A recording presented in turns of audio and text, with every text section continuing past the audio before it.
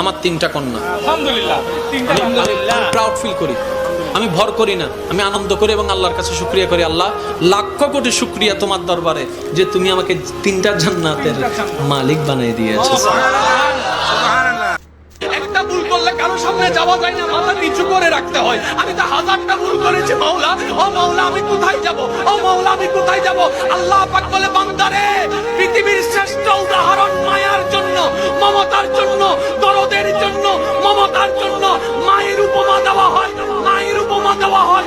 ও বান্দা তুই শোন, কখনো যদি দেখিস তোর মায়ের দরজা তোর জন্য বন্ধ হয়ে যায়, তখন তুই এতটুকু বিশ্বাস থাকবি তোর রহমানের দরজা তোর জন্য খোলা আছে।